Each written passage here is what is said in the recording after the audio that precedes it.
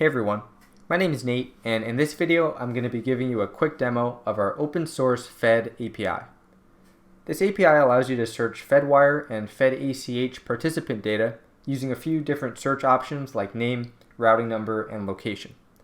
And as a quick disclaimer, this is a question we get a lot. The data files on our project right now are outdated. They're from 2018, and this is because the Fed no longer publishes this data publicly. So you can retrieve your own up-to-date files either through your financial institution or through a company called Acuity. In a second, I'm going to show you how to mount your own data files, since that's probably what most of you are interested in, instead of using our default ones.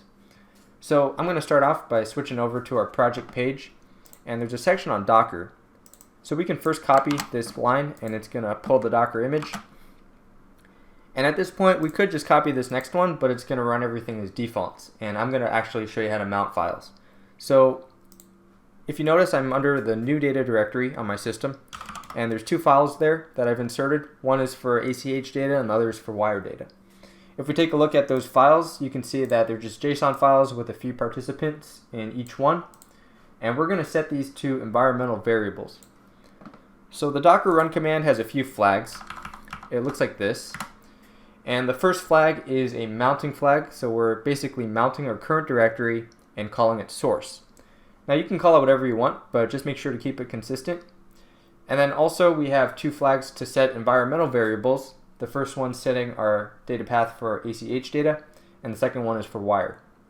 The rest of this is pretty standard. We have our port number, 8086, so we can just get this started. And it looks like it's running correctly, but we can make sure by pinging it. So do curl localhost, port number, and ping. Pong confirms that everything's active. And really that was the hardest part of this tutorial. At this point we can conduct some searches, and they're really straightforward. Just type in curl, quote, and then localhost, port number, /fed. And then at this point you can put either ACH or wire, depending on the list that you want to search. I'm going to start off with ACH, and then do search, question mark, and then your search parameter. So we can start off with a routing number, and let's just grab the first one off of the list. Close that off, and our output is giving us this first entry right here. And notice that it says wire participants null, and that's because we're searching on the ACH list.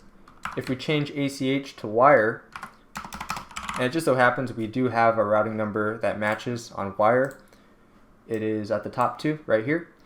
So if we enter that in, we get back our wire output. And then just for fun, I'm going to try to search for a routing number that doesn't exist. So let's do 1, 2, 3, 4, 5, 6, 7. That's going to say null for both of them because we don't have that in our data. And then also if you have a error like where you have numbers and letters, that's going to say error, it's not numeric. So that's really all there is to this. You can try out some of the other search parameters yourself too.